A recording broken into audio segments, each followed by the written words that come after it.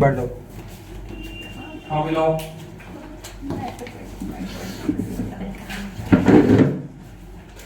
Note दो। बेटा give me book. छोटी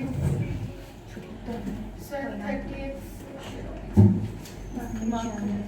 हम बताते रहेंगे। 30th एग्जाम तुम्हें पढ़ यस सर 30th एग्जाम के बाद बुक ही बुक चलो कोई नहीं मैं इसे दे दीदी यहाँ पे चल 38 के बाद अरे इसमें बोलो। भी ये रहा डिग्री वाला ये तो रहना दो 31st 31st के बाद 32nd सेकंड के बाद 34 34 के बाद 35 आगे उसके 4 5 6 7 अनफॉर्चुनेट 4 5 6 7 आगे 6 7 8 सॉरी 5 6 7 ठीक है हो जाएगा आगे बस बस इतने ही। बस यार कितने थे सारे क्वेश्चन सेम हो गए एक्सक्यूज अस ज्यादा डाउट है हमारे को वो करना question figure 9.44a shows a ray of light falling normally on the face AB of an equilateral glass prism having refractive index 3/2 placed in water of refractive index 4/3. Will this ray suffer TIR on striking surface AC? Justify your answer. हाँ भाई ऐसा है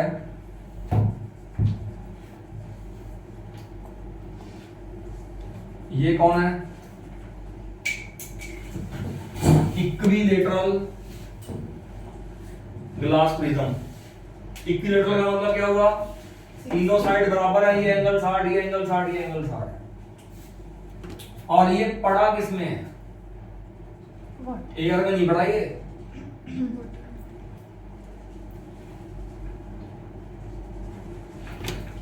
ये पड़ा है water में ये water है ये ग्लास है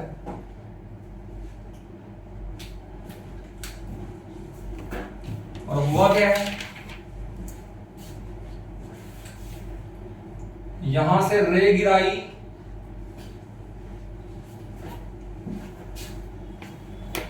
एबीसी सरफेस के नॉर्मल ये एबीसी सरफेस है इस सरफेस के नॉर्मल रे गिराई गई है तो जो ये नॉर्मल गिराई गई है ये तो ऐसे कैसे अंदर आ जाएगी और इसका तो रिफ्रैक्शन होगा ही नहीं रिफ्रैक्शन आपको पता है अगर सरफेस के नॉर्मल कोई रे आए तो उसका तो रिफ्रैक्शन होता ही नहीं है वो तो सीधी स्ट्रेट अंदर आएगी। अब आपको पता है ये एंगल कितना है 60 ये एंगल कितना है 90 तो ये वाला एंगल कितना हो गया 30 तो अगर मैं इसका फेस का नॉर्मल देखूं तो ये वाला एंगल कितना हो गया 60 यानी कि मैं इस रे की बात करूंगा अब इस वाली रे की क्योंकि इसका तो कुछ हुआ ही नहीं ना मैं इसकी बात करूंगा जो ये वाली रे है ये जा रही है डेंसर से रर सही है क्योंकि मुझे क्वेश्चन में ये भी बोला गया है कि इसका रिफ्रैक्टिव इंडेक्स कितना है 3/2 और इसका रिफ्रैक्टिव इंडेक्स कितना है 4/3 अरे ये 1.33 है ये 1.5 है ना तो ये ज्यादा है ना वो कम है तो ये डेंसर है ये डेंसर मीडियम हो गया ये रनर मीडियम हो गया तो ये वाली जो रे ऑफ लाइट है ये वाली रे ऑफ लाइट जा रही है रेरर से सॉरी डेंसर से रेरर तो इसकी पहली कंडीशन हो गई। अब इस वाली रे का क्या होगा रिफ्रैक्शन होगा या टोटल इंटरनल रिफ्लेक्शन हो गया वो डिपेंड करता है कि इसकी दूसरी कंडीशन फॉलो होगी कि नहीं होगी वो उस पर डिपेंड करता है। बात समझ आ गई तो मुझे यही तो बताना है वो कहता है ये बता दो कि क्या इस रे का TIR होगा कि नहीं होगा तो उसके लिए आपको क्या पता लगाना पड़ेगा कि इसका जो एंगल ऑफ इंसिडेंस है 60 डिग्री वो इसके क्रिटिकल एंगल से बड़ा है कि छोटा है अगर ये 60 डिग्री क्रिटिकल एंगल से बड़ा आ गया फिर तो TIR होगा अगर ये छोटा आ गया तो TIR नहीं होगा तो क्या आप इसका क्रिटिकल एंगल निकाल सकते हो वो तो निकाल सकते हो तो आपको तो पता है साइन IC कितना होता है 1/μ और ये म्यू क्या होना चाहिए ये ग्लास का होना चाहिए जिस पे टू वर्क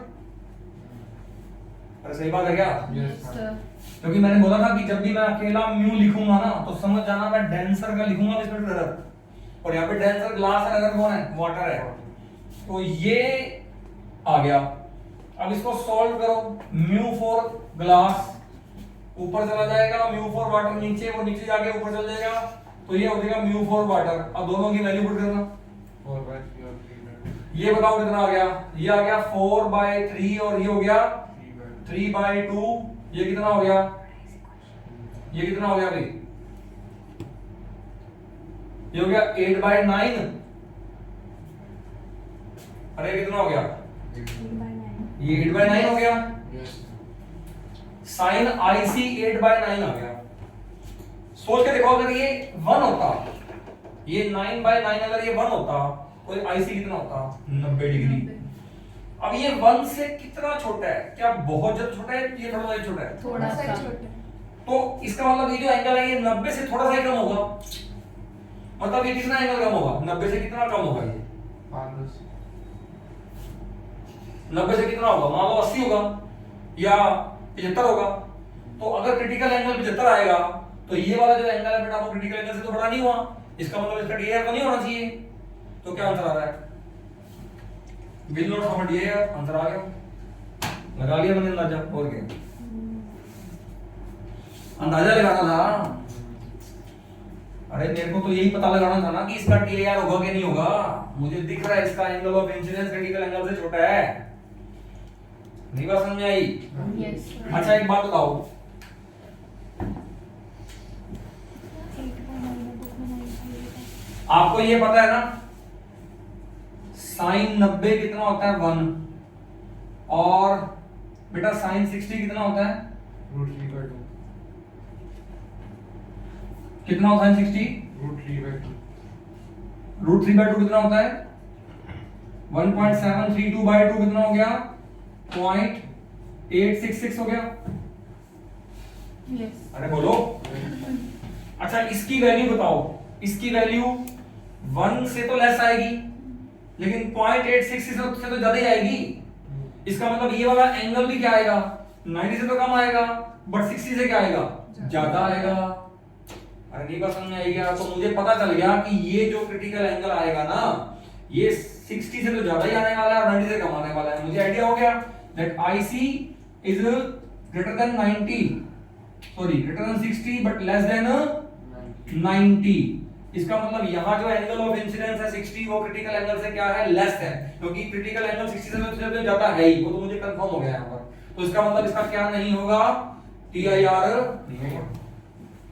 पता लग गया मेरे को, बताओ आगे क्वेश्चन समझ में आया कि नहीं आया। यस सर, अरे समझ में आया मैंने करा क्या है। आ गया सर। पेपर में TIR का टॉपिक, न्यूमेरिकल एप्लीकेशन व्हाटएवर कुछ भी जरूर आएगा, एक मान के चलना, चाहे तो टॉपिक आ जाए, चाहे उसकी एप्लीकेशन में से कुछ ना कुछ आ जाए, चाहे न्यूमेरिकल आ जाए, 100% बता रहा हूँ, कंफर्म क्वेश्चन है TIR में से एक, ठीक है। इसके बाद आ रहा है 30 सेकेंड। 32। इसमें आपको क्या समझ नहीं आया, चलो मैं पूरा क्वेश्चन करता हूँ। कोई बात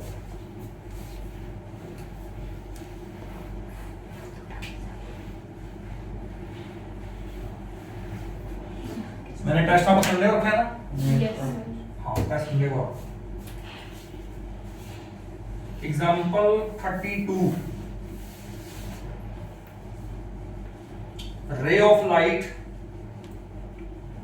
incident on the horizontal surface of glass slab at 70 degree just grazes the adjacent vertical surface after refraction। ऐसा है, ग्लास स्लैब ले लो एक,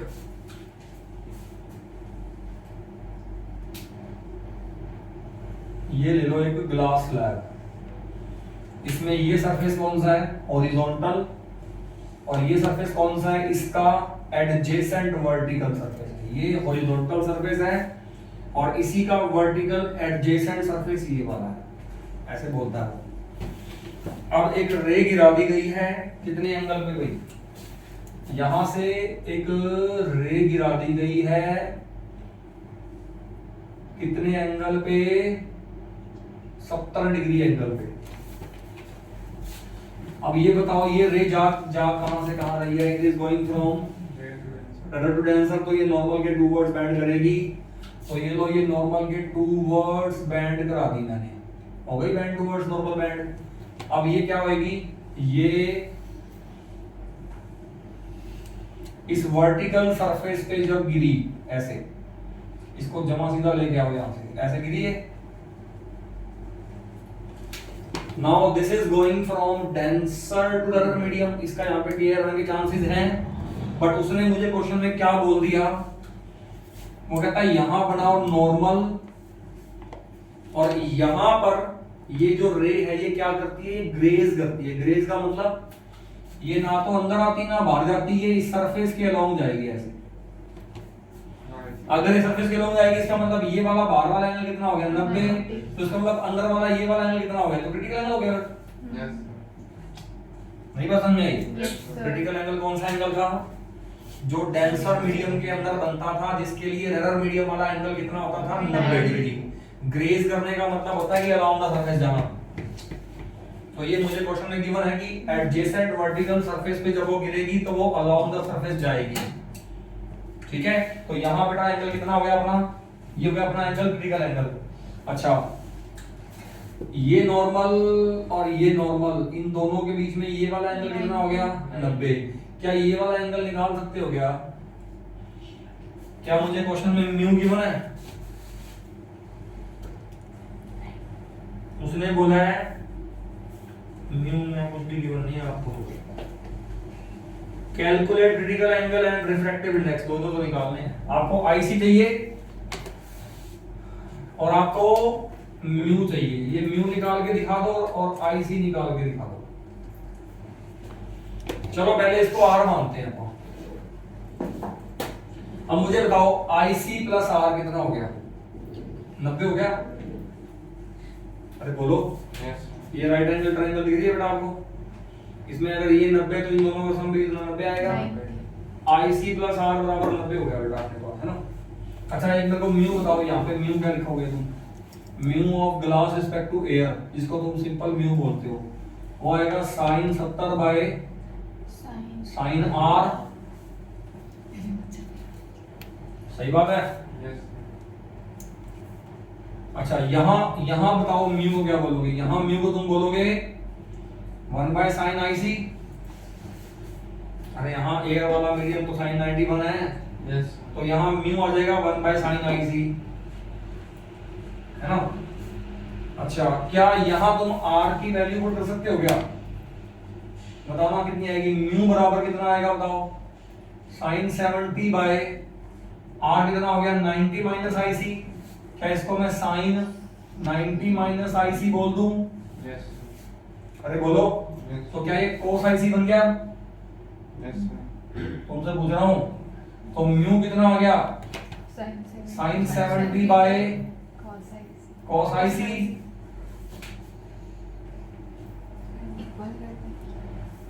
क्या मैं कोस आईसी को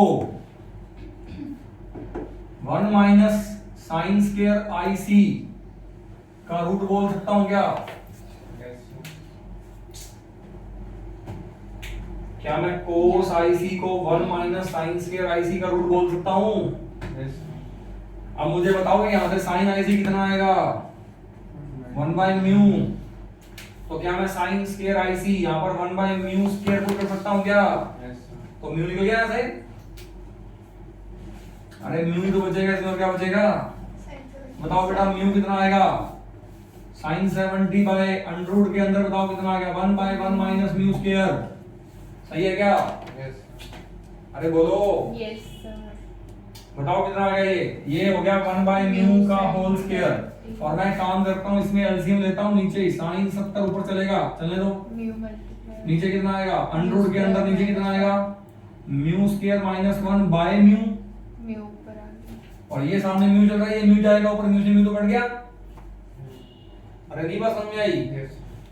तो ये बेटा म्यू से म्यू कट गया, यहाँ पे कितना आ गया 1 बराबर कितना आ गया साइन 70 अपॉन में कितना आ गया अंडर रूट के अंदर म्यू स्क्वायर माइनस 1।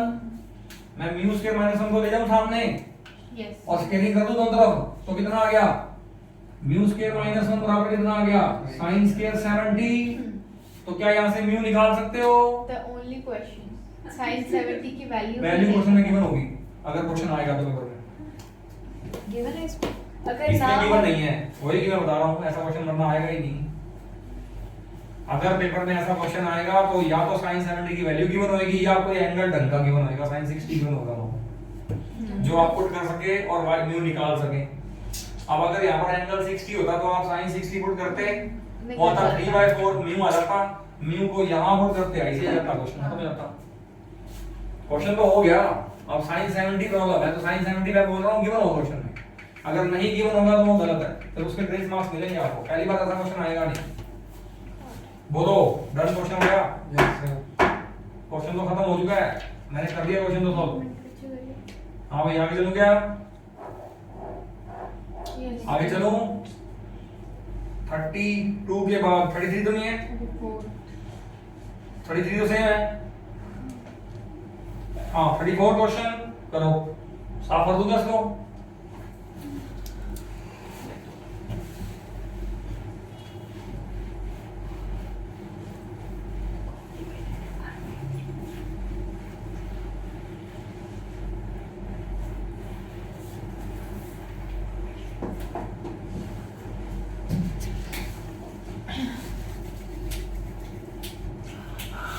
अब सुनना मेरे को ध्यान से। 34 जो एग्जांपल है, सेम एक अनसोल्ड फिफ्थ है, नहीं फिफ्थ सेम नहीं है, सिक्स्थ क्वेश्चन सेम है। अनसोल्ड सिक्स्थ क्वेश्चन सेम है, वो दोनों हो जाएंगे। हो गया था रे। हाँ ठीक है, चलो करते हैं 34 क्वेश्चन करते हैं। ठीक है, इट्स अ गुड क्वेश्चन। और यहाँ पे IIT लिखा हुआ है, बट करो कोई दिक्कत नहीं है, क्वेश्चन तो करना ही है। क्वेश्चन है 34 example, A point source of light S is placed at the bottom of a vessel containing a liquid of effective index 5/3। ऐसा है एक कंटेनर है, इस कंटेनर में एक लिक्विड है। अरे क्या करते हैं तुम लोग? एक कंटेनर है, इस कंटेनर में ना एक लिक्विड है, इस लिक्विड का रिफ्रैक्टिव इंडेक्स कितना है? म्यू एल, वो मुझे क्वेश्चन में गिवन है 5/3। वो मुझे क्वेश्चन में कितना गिवन है? 5/3 गिवन है। और इस कंटेनर के बॉटम पे ना यहां पर ना एक क्या पड़ा है? लाइट का एक सोर्स पड़ा है S।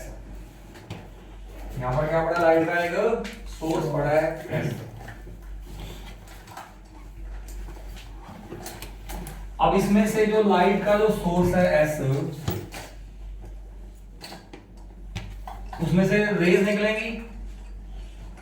यहां से लाइट रेज ऐसे ऐसे ऐसे ऐसे ऐसे इन ऑल डायरेक्शन निकलेंगी, बहुत सारी रेज। तो अरे क्या हो रहा है? क्या हो रहा है ये क्या हुआ था? अभी कुछ तो हुआ था ये। बंद कर बेटा फोन को बैग में डाल दो। कर दिया बंद, साइड में करके रख दिया। सच्ची रखती है क्या? ये S कौन है? लाइट का सोर्स है। ये इन ऑल डायरेक्शन लाइट रे छोड़ रहा है। अच्छा आपको पता है जब ये लाइट रे यूं जाएगी ऐसे, मान लो लाइट रे यहां से ऐसे आई, बनाना डायग्राम से सुने हुआ, ये नॉर्मल था and it is going from denser to rarer medium. तो अगर ये वाला एंगल क्रिटिकल एंगल से बड़ा हो गया फिर तो वापस आ जाएगी, और अगर ये छोटा रह गया तो ये रिफ्रैक्ट कर जाएगी बाहर। और जो बंदा बाहर खड़ा होगा उसको ऐसा लगेगा कि ये यहाँ से आ रही है, इसका मतलब उस बंदे के लिए सोर्स यहाँ नहीं होगा, ये यहाँ होगा, मतलब उस बंदे को सोर्स दिखाई देगा, है ना, उस बंदे को ये सोर्स दिखाई देगा। मतलब जो रे लाइट दूसरे मीडियम में जाएगी वो इसका इमेज बार बना के दिखा देगी, भी उसको दिख जाएगा कि इमेज इसमें सोर्स है अंदर। और अगर मान लो हम इससे अगले वाले पॉइंट पे जाएं तो ये मान लो ऐसी रे मिल गई मुझे जिसके लिए ये ग्रेज कर जाती है, ये बार एंगल कितना बन गया 90 बन गया, तो ये वाला एंगल ऑब्वियसली कितना हो गया बेटा, क्रिटिकल एंगल हो गया। क्या ये वाली रे किसी की आंख में जाएगी? नहीं जाएगी, है ना। तो क्या ये वाली रे इसकी इमेज बना के दिखाएगी बाहर? नहीं दिखाएगी। अब आपको यही समझना है, इस बात को आपको समझना है। इसमें क्या बोल रहा है क्वेश्चन में, वो कहता है एक पॉइंट सोर्स है एस जो किसके अंदर पड़ा है, जो कंटेनर के बॉटम पे पड़ा है, और इस कंटेनर के अंदर क्या रखा गया है, लिक्विड रखा गया है। लिक्विड का रिफ्रैक्टिव इंडेक्स कितना है, 5/3 है। A person is viewing the source from above the surface, और एक बंदा है यहां खड़ा है जो इस सरफेस के ऊपर से एक बंदा इस सोर्स को देख रहा है, ठीक है।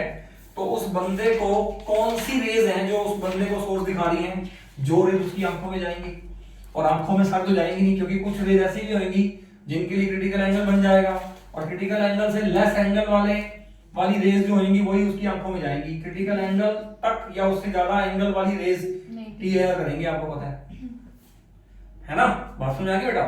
तो वो आपसे ये पूछना चाहता है, कहता है there is an opaque disc of radius 1 centimeter floating on the surface. The center O of the disc lies vertically above the source S. कहता अब इस सरफेस के ऊपर ना एक डिस्क पड़ी है, कहता इसको हटा दो सारे को, इसकी कोई जरूरत नहीं है, ये तो मैंने वैसे समझाने के लिए बनाया था। वो कहता अब ऐसे मान लो, अरे मुझे आवाज आ रही है, आवाज नहीं, लड़ाई कर रहे थे। अरे क्या चल रहा था में, क्या हो गया, व्हाट हैपेंड? यहां देखो, वो कह रहा है इस लिक्विड के सरफेस के ऊपर यहां पर ना एक डिस्क पड़ी है, और डिस्क कैसी है, ओपेक। ओपेक मतलब उसमें से आर पार दिखता नहीं है मुझे, मतलब लाइट भी पास नहीं कर रही उसमें से। वो जो डिस्क है उस डिस्क का रेडियस कितना है, 1 सेंटीमीटर, और उस डिस्क का जो सेंटर है ओ, वो किसके ऊपर है, वो इस सोर्स के ऊपर है बेटा, एग्जैक्टली इस सोर्स के एग्जैक्टली ऊपर यहां पर कौन है, डिस्क का सेंटर है। और ये डिस्क कैसे मान लो आप, ये डिस्क कैसे पड़ी होगी, और इस डिस्क का जो रेडियस है वो कितना मान लो 1 सेंटीमीटर, मतलब ये आर हो गया, इस डिस्क का हो गया रेडियस ये, और इस डिस्क का सेंटर कहां है, सोर्स के जस्ट ऊपर है, मतलब ये जो हाइट मान सकते हो आप, ये एच मान सकते हो। तो ये जो डिस्क है ये ओपेक मीडियम की बनी हुई है, ऐसे मान लो आप, ठीक है। तो वो ये कहना चाहता है अब आपको, कहता the liquid from the vessel is gradually drained out from A tap. कहता अब यहां पर एक टैप लगा दो आप, यहां पर एक टैप लगा दो, और इस टैप को खोल दो ऊपर से, तो जो लिक्विड है वो क्या होगा, वो इसमें से बाहर निकलना शुरू हो जाएगा। जब लिक्विड बाहर निकलना शुरू हो जाएगा तो ये लिक्विड का लेवल क्या होगा, धीरे धीरे नीचे आना स्टार्ट हो जाएगा, तो ये डिस्क भी क्या होगी, धीरे धीरे नीचे आनी स्टार्ट हो जाएगी। तो वो आपसे पूछा, कहता ये बता दो कि ये जो हाइट है ये कितनी हाइट ऐसी मिलेगी मुझे जिस हाइट पर उस बंदे को ये सोर्स ऑफ लाइट दिखना बंद हो जाएगा। आप ऐसा मान लो फिलहाल ये लिक्विड का लेवल काफी ऊपर था, और यहां पर ऐसी रेस थी, मतलब ऐसी कोई रे मिली जो रिफ्रैक्ट होके बंदे की आंख में चली गई, तो डिस्क के होने के बावजूद भी उस बंदे को ये सोर्स ऑफ लाइट दिख रहा है, चाहे ऊपर हालांकि हल्का सा ऊपर उठा हुआ दिख रहा है, पर फिर भी दिख रहा है। बट सोच के देखो ना, अगर ये लेवल थोड़ा नीचे से चल जाता तो फिर ऐसा हो सकता था कि उस बंदे को एक पर्टिकुलर हाइट तक ही दिखाई देगा ना ये सोर्स, तो आपको वो हाइट बतानी है जिस हाइट पर इस बंदे को सोर्स दिखना बंद हो जाए। और अभी मैंने पीछे आपको बताया था कि सोर्स दिखना बंद कब होएगा, जब यहाँ पर जो रे गिरेगी वो क्या करने लग जाएगा, वो ग्रेज करने लग जाएगा। बात समझ आ गई। तो मैंने ये मान लिया कि वो हाइट ये है h, और अब क्या हो रहा है, इस पॉइंट पर, बिल्कुल इस डिस्क वाले कॉर्नर वाले पॉइंट पे जो रे जा रही है, अगर ये रे क्या कर जाए बताओ, अगर तो ये रे रिफ्रैक्ट कर गई तो फिर से दिखा देगी इसको, इमेज को। बट अगर ये क्या कर गई, अगर ये एग्जैक्टली ग्रेज कर गई तो यहाँ पे एंगल 90 बन जाएगा और यहाँ पर एंगल कितना बन जाएगा आईसी। अगर ये एंगल आईसी तो ये वाला एंगल भी कितना हो जाएगा आईसी हो जाएगा, तो आईसी निकालना है ना। सो अब मुझे वो हाइट बतानी है और म्यू मुझे पता है तो आईसी तो पता लगा लूंगा मैं। अरे म्यू कितना है, 5/3 ये हो जाएगा 1/sin आईसी। तो साइन आईसी कितना हो जाएगा 3/5। अरे 1/sin आईसी कितना है 5/3, तो साइन आईसी कितना हो जाएगा 3/5, ये हो जाएगा 3/5। अब ये राइट एंगल ट्रायंगल दिख रही है आपको, इस ट्रायंगल में अगर ये आर है ये एच है तो ये कितना हो जाएगा H square plus R square का हो जाएगा रूट। तो मुझे बताओ साइन आईसी कितना आएगा बेटा, साइन आईसी बता दो कितना आएगा। What is sine IC, sign IC का ट्रायंगल हाँ, बना हाँ। दो, क्या ट्रायंगल बना दो ना साइन आईसी का। हाँ तो वही साइन आईसी है रहा, ये साइन आईसी एंगल। अब इसमें क्या आएगा परपेंडिकुलर अपॉन हाइपोटेन्यूस, तो हो जाएगा r by h square minus r square under root, यहां से h निकाल दो। नहीं बात समझ में आई। यस अब अगर ये तो हो गया ये वाला 34 क्वेश्चन, तो ऐसे कर सकते हो आप।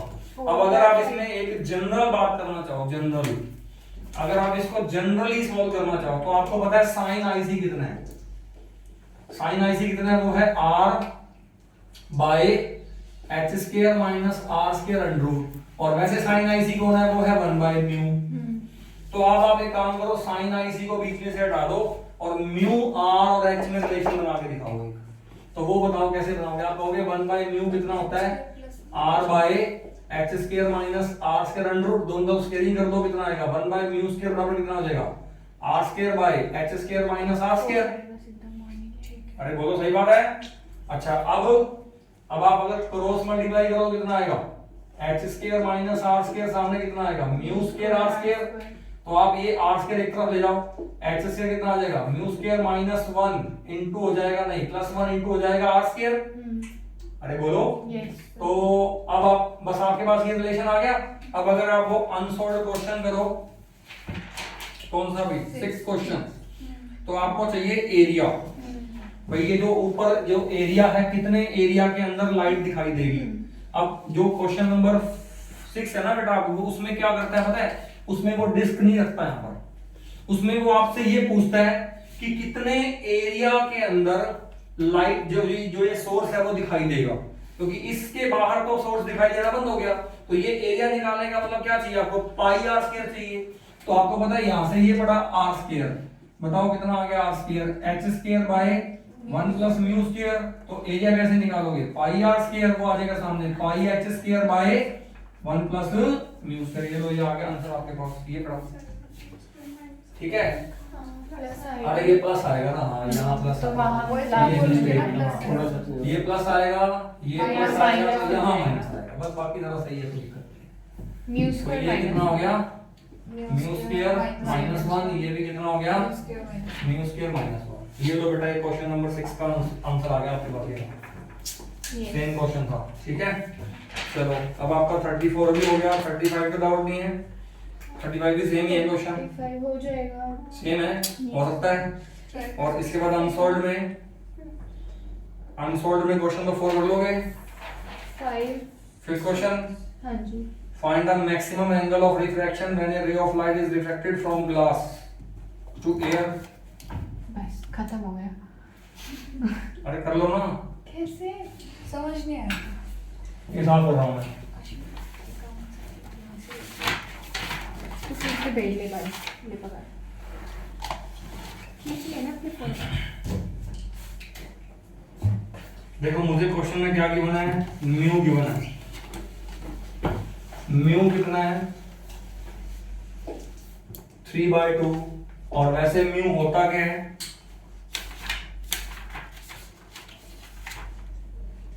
Maximum angle of refraction. Maximum angle of refraction when a ray of light is refracted from glass to air। Glass से एयर जा रही है ये, साइन बाय साइन, ये ग्लास रिस्पेक्ट टू एयर है,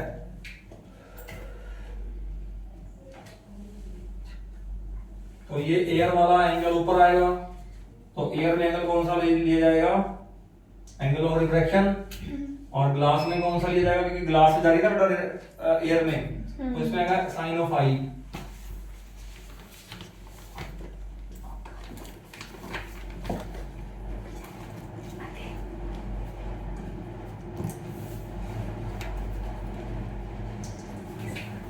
आप ऐसे मानो ना, ये रहा ग्लास, ये रहा एयर, तो ये जा रही है ऐसे, ठीक है, तो ये वाला एंगल आई है, ये वाला एंगल आ रहा है ऊपर। अब ये मैक्सिमम बता दो कितना होगा, मैक्सिमम तो 90 होगा। क्यों ये चीज तो समझ नहीं तो 180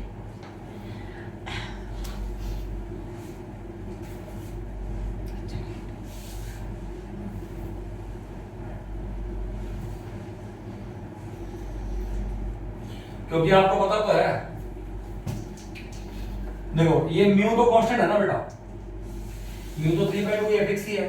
अगर मैं इस पॉइंट से अगली पॉइंट पे जाऊंगा, लेके जाऊंगा, तो मान लो चलो यहाँ पर ये आर था सपोज, अब अगली बार आर ज्यादा हो जाएगा, और तो आर बढ़ते बढ़ते मैक्सिमम कब होगा, मैक्सिमम कितना होगा, ये सेम मीडियम में एंगल ऑफ रिफ्रैक्शन मैक्सिमम कितना होगा, 90 ही होगा। अरे 90 से ज्यादा अगर होगा वो तो फिर रिफ्लेक्शन हो जाएगा, तो एंगल तो साफ दिख रहा है मुझे, 90 आएगा, इसका आंसर क्या आंसर आएगा। ओह अच्छा, क्रिटिकल एंगल भी एंगल ऑफ रिफ्रैक्शन मैक्सिमम होता है, तो 90 आ गया Normal आंसर। दिखा। क्या सोचना है इसमें, बस या सही है, 90 है आंसर, कोई दिक्कत नहीं है। आगे बताओ, 5th हो गया, 6th हो गया, 7th करवाऊं, 7th क्वेश्चन करवाना है क्या, यस सर, या खुद ट्राई करोगे, कर सकते हैं, या तो था हुआ अरे सेम है क्वेश्चन, ठीक 6 क्वेश्चन एक बार ट्राई करिए, तुम ट्राई करो 7th, 8 करा दो, और 8 भी ट्राई करो, खुद हो जाएगा। 8 नहीं हो पाएगा sir, 8 Point source of monochromatic light as is kept at the center of the bottom of cylinder of radius 15 centimetre. ऐसा है, ये सिलिंड्रिकल वेसल है एक, और इसके सेंटर पे एक सोर्स ऑफ लाइट है, इसका रेडियस कितना है, 15 centimetre. The cylinder contains water refractive index to a height of 7 centimetre. ये लो भाई, इसमें पानी डाल दिया गया, इसमें पानी डाल दिया गया कितनी हाइट तक, 7 सेंटीमीटर हाइट तक, और रिफ्रैक्टिव इंडेक्स ऑफ वाटर कितना दिया गया, 4/3 होता ही है, पता ही है अपने को। Draw a ray diagram and calculate the area of the water surface through which the light emerges in air। बताओ फिर कितने एरिया तक लाइट जो है वो एमर्ज कर पाती है एयर के अंदर। तो मैंने मान लिया इसमें से लास्ट जो रे गई, जो एमर्ज करी, वो ये थी। अरे नहीं बात समझ में आई? यस सर, अरे कोई ना कोई पॉइंट पे तो रे गिरेगी, वो तो वापस आना शुरू हो जाएगी। तो मैंने मान लिया यहाँ से इस तरफ कितना एरिया हो गया, ये वाला एरिया हो गया, और इस तरफ कितना ये वाला एरिया हो गया, सेम टू सेम। तो ये आर चाहिए मेरे को, क्या आर निकाल दोगे? मैंने अभी तो आपको रिलेशन बताया था, बताओ क्या था रिलेशन? एच बराबर था r by r square H, आगे रिलेशन क्या बताया था मैंने आपको? एच स्क्वायर, एरिया सीधा बताओ मुझे, पाई आर स्क्वायर, वो H square pi upon 1 minus mu square mu square minus 1 ये एरिया था, है ना। और इससे पहले मैंने आपको वो बताया था, एक रिलेशन बताया था मैंने आपको, किसमें? एच में, म्यू में और पाई में, सॉरी एच में, म्यू में और आर में। वो बताओ मुझे रिलेशन क्या था?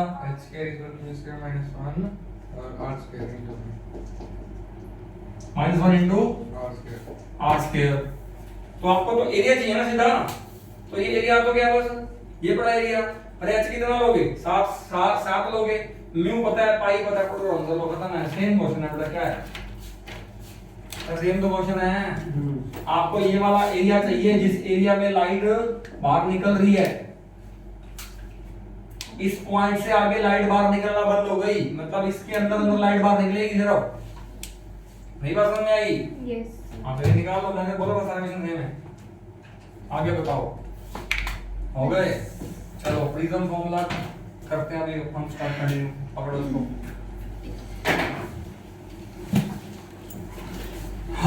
Listen to me now.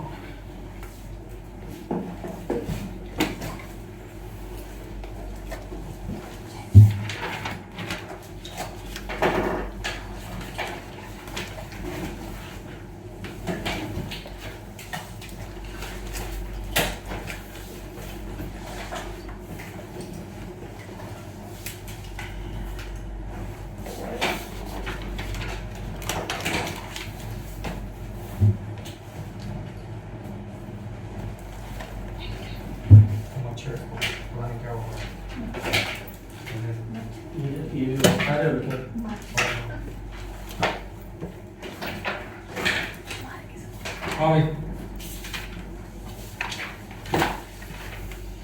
ये डायग्राम याद है आपको?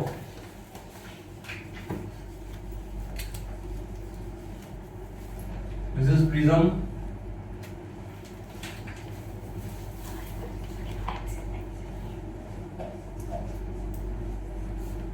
ABC।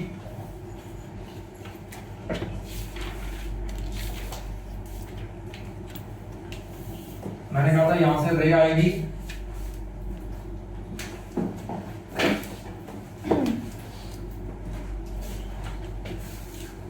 This was normal, this was angle of incidence I1। मैंने कहा था ये रे आई तो इस रास्ते पे है, ये आई तो इस रास्ते पे है,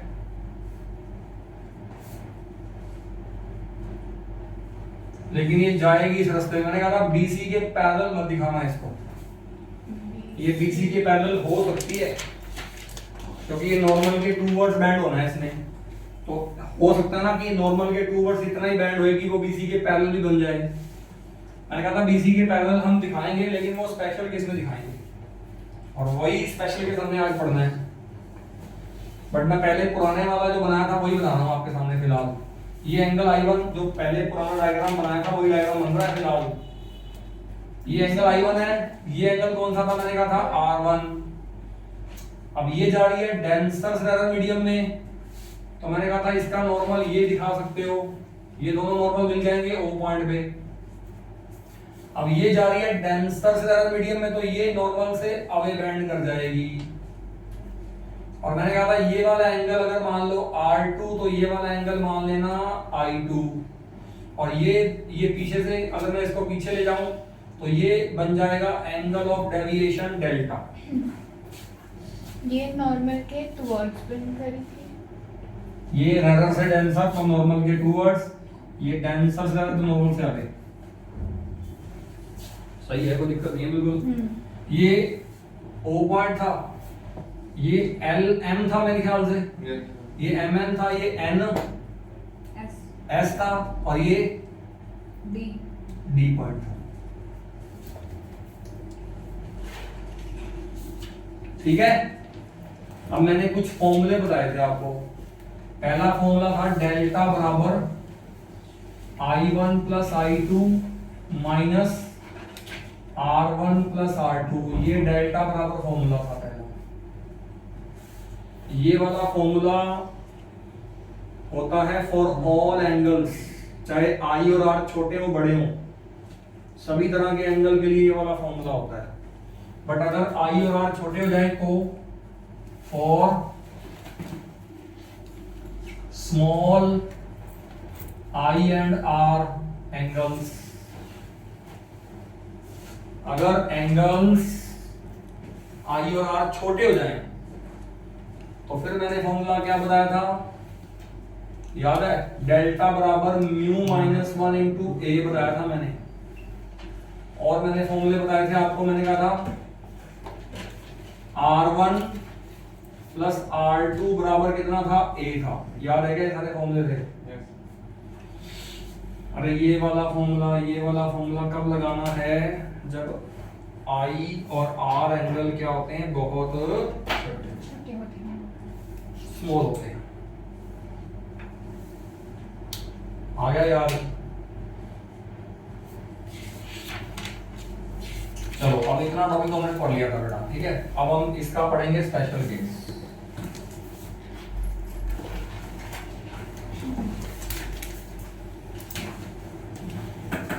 अब हम इसमें क्या पढ़ेंगे, स्पेशल केस पढ़ेंगे, ठीक है। स्पेशल केस ये है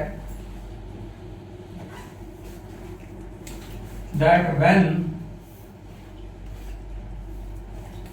MN ray becomes parallel to BC, जब ये MN BC के पैरेलल हो जाएगी तो ये I1 I2 बराबर हो जाएंगे, R1 R2 बराबर हो जाएंगे, मतलब ये अंदर वाले दोनों एंगल बराबर, बाहर वाले दोनों एंगल बराबर। और उस केस में ये जो डेल्टा है ये डेल्टा M बन जाएगा। डेल्टा M मतलब मिनिमम एंगल ऑफ डेविएशन हो जाएगा, ये बन जाएगा मिनिमम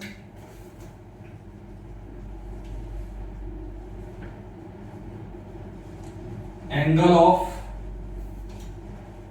डेविएशन, ये मिनिमम एंगल ऑफ डेविएशन हो जाएगा।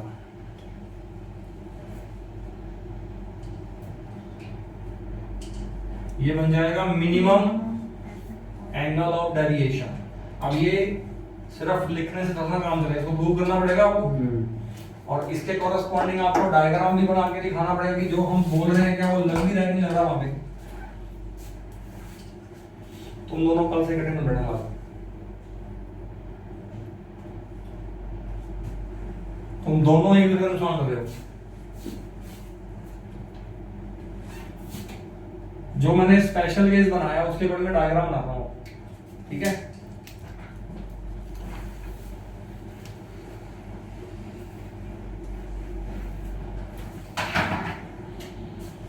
मान लो ये प्रिज्म है,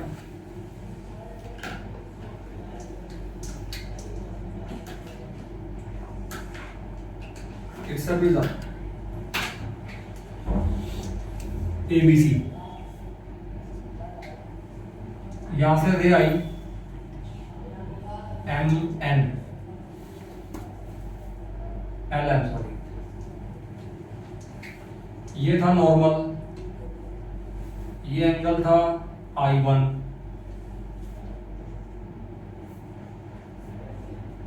अब ये I तो इस रास्ते पे है, I तो इस रास्ते पे है ये, लेकिन ये बैंड होगी नॉर्मल के टूवर्ड्स, और ये इतना बैंड हो गई कि ये BC के पैरेलल हो गई। देखो लग रही है, it is exactly parallel to BC MN। अब यहां बन गया नॉर्मल एक और, अब ये नॉर्मल से अवे बैंड करवानी है मुझे, तो ये नॉर्मल से अवे बैंड हो गई ऐसे, और ये पीछे से मिला दूंगा तो ये बनेगा डेल्टा। अब तुम इस डायग्राम को ध्यान से देखो, क्या ये एंगल R1 और ये वाला एंगल R2 बराबर नहीं होंगे? और क्या ये बाहर वाला एंगल I1 और ये बाहर वाला एंगल I2 बराबर नहीं होंगे? एक ध्यान से देखो, ये डायग्राम में सिमेट्री दिख रही है मुझे। अरे पिछला डायग्राम याद है कैसा था? अगर पिछला डायग्राम इसके कंपैरिजन में यहाँ बना के दिखाऊं आपको, तो पिछला डायग्राम पता कैसा था? वो यूं आके यूं थी। देखो ध्यान से, पिछला डायग्राम ये था, इसमें ये वाला एंगल बड़ा था और ये वाला एंगल और बड़ा था इससे, दिख रहा है? लेकिन यहाँ क्या है? यहाँ सिमेट्री है, जितने एंगल पर ये इंक्लाइंड है उतने एंगल पर ये इंक्लाइंड है, तो अंदर वाले दोनों एंगल भी बराबर हो जाएंगे।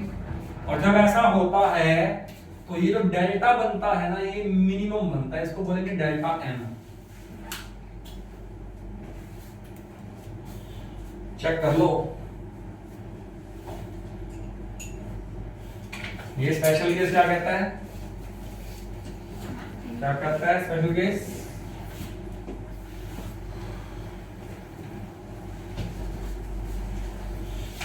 स्पेशल केस ये कहता है कि जब ये MN BC के पैरेलल हो जाएगी तो ये बाहर वाले एंगल और ये अंदर वाले एंगल दोनों बराबर हो जाएंगे, और जो डेल्टा है वो भी क्या बन जाएगा, डेल्टा M, वो भी मिनिमम एंगल ऑफ डेविएशन बन जाएगा, ऐसा बोला जा रहा है। अब ये तो था सिर्फ जो हमने लिखा वो हमने डायग्राम में शो किया, हमें डायग्राम में लग भी जाएगी दोनों इक्वल है, बट डायग्राम से भी प्रूव नहीं हुआ ना, हमें रिटर्न में तो प्रूव करना ही पड़ेगा इसका। अब हम इसको रिटर्न में प्रूव करते हैं। अब याद करो, मैंने एक डेल्टा लिखा था आपके सामने, डेल्टा वो लिखा था I1 plus I2 minus A, याद है? अरे अभी डेल्टा लिखा था मैंने I1 plus I2 minus R1 plus R2, और R1 प्लस R2 कितना था, A था, तो उसको मैंने A बोल दिया। याद है ये वाला फॉर्मूला लिखा था मैंने पीछे, सही बात है ना? अच्छा, अब मैं एक काम करता हूं, मैं ना इसको ऐसे बोलता हूं, डेल्टा बराबर, मैं इसको ऐसे बोलता हूं, I1 कौन है, व्हाट इज I1? ये है I1 के रूट का स्क्वायर, प्लस मैंने रूट भी कर दिया, स्क्वायरिंग भी कर दिया, बात तो एक ही है, वो कट जाएगा तो I1 बचेगा, I2 के रूट का स्क्वायर कर सकता हूं मैं ऐसे में। अब मैं इसके अंदर क्या करता हूं, 2I1 root I2 root minus कर देता हूं, और 2I1 root I2 root plus कर देता हूं, और जो माइनस में A चल रहा था वो लास्ट में दिया मैंने। आप चेक करो, देखो ये और ये कट जाएंगे, ये I1 ये I2, तो I1 प्लस I2 ये कट के माइनस A, ये जो लिखा हुआ है तो यही बात समझ आ गई? यस।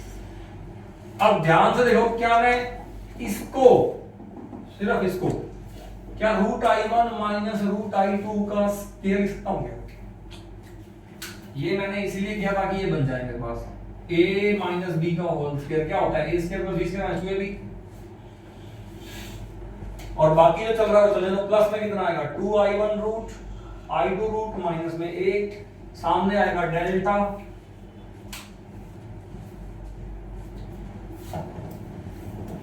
अब मुझे बताओ डेल्टा की वैल्यू कम से कम कब आएगी? डेल्टा के सामने जो लिखा हुआ है उसमें 3 टर्म्स हैं, एक तो ये टर्म है, एक ये टर्म है, एक ये टर्म है। आप मुझे बताओ इन तीनों में से क्या ये वाली टर्म 0 हो सकती है क्या? प्रिज्म का एंगल A 0 कर दो तो फिर तो प्रिज्म नहीं बनेगा। क्या ये 0 हो सकता है कभी भी?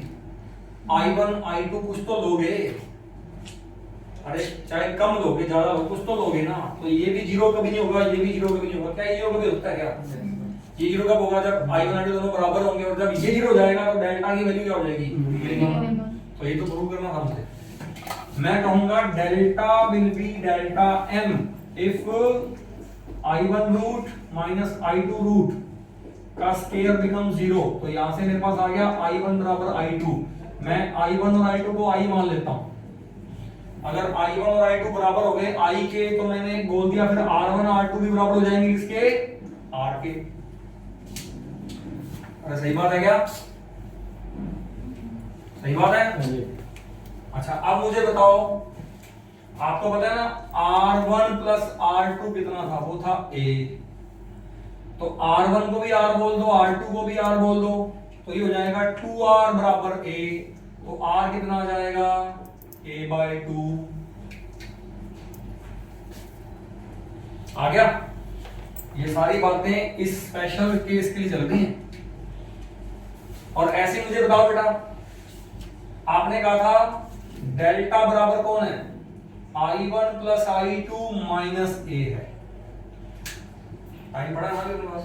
दो मिनट पड़ेगा। डेल्टा बराबर कौन है? I1 plus I2 minus A। अगर मैं I1 को भी I बोल दूं, I2 को भी I बोल दूं, तो डेल्टा को डेल्टा m बोलना पड़ेगा मुझे। तो ये हो जाएगा 2I माइनस a, तो a मान ले जाओ, डेल्टा m प्लस a बराबर कितना हो जाएगा 2I, तो I कितना हो जाएगा delta m plus a by 2, ये हो गया I की वैल्यू। तो अब मुझे बताओ रिफ्रैक्टिव इंडेक्स, जिसको आपने बोला था म्यू बराबर, याद है, sine I by sine R। तो मुझे बताओ बेटा I की वैल्यू कितनी पुट करोगे आप, ये I की वैल्यू, म्यू बराबर क्या बोलोगे, sine delta m plus a by 2, और अपॉन में क्या बोलोगे, साइन R को आप क्या बोलोगे भाई, a by 2। This formula is called prism formula. This formula is called prism formula. बोलो भी क्लियर है क्या? और बेटा एक ग्राफ और रहेगा, वो बना ही लो। इसमें हम ये शो कर रहे थे, देखो अगर मैं ग्राफ बनाऊं डेल्टा वर्सेस आई के बीच में, अगर मैं ग्राफ बनाऊं डेल्टा वर्सेस आई, तो ग्राफ ऐसे बनता है। ये ग्राफ क्या शो कर रहा है कि जब ये डेल्टा डेल्टा है, तो डेल्टा के सामने बताओ बेटा कितने एंगल मिल रहे हैं मुझे, एक मुझे एंगल I1 मिल रहा है और एक मुझे एंगल I2 मिल रहा है, और I2 बड़ा था I1 से। अरे याद है क्या, मैंने अभी इसके साथ में एक डायग्राम बनाया था, वहां पे I2 मैंने कहा था I2 बड़ा I1 से। और ध्यान से देखो, जब ये I1 और I2 बराबर हो गए, जब ये दोनों बराबर हो गए I के, तो ये डेल्टा भी क्या हो गया, डेल्टा m नहीं हो गया। अरे ये तो मैं कह रहा हूं कि I1 I बन गया, I2 I बन गया, तो डेल्टा भी क्या बन गया, मिनिमम। मिनिमम मतलब डेल्टा हो गया मिनिमम एंगल ऑफ डेविएशन। तो बेटा ये था आपका प्रिज्म फॉर्मूला। अब प्रिज्म फॉर्मूला के बेस पे भी क्वेश्चन सारे कर सकते हो आप, ठीक है। और बाकी हम कल पढ़ेंगे, चलो इतना बहुत है आज।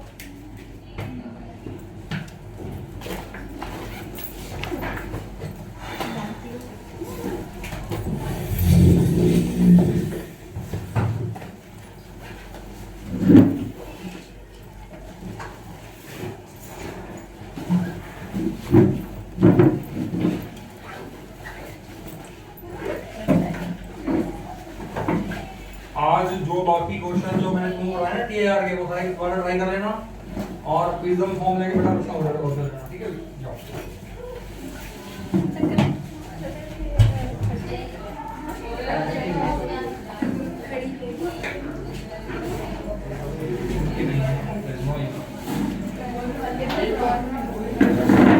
नहीं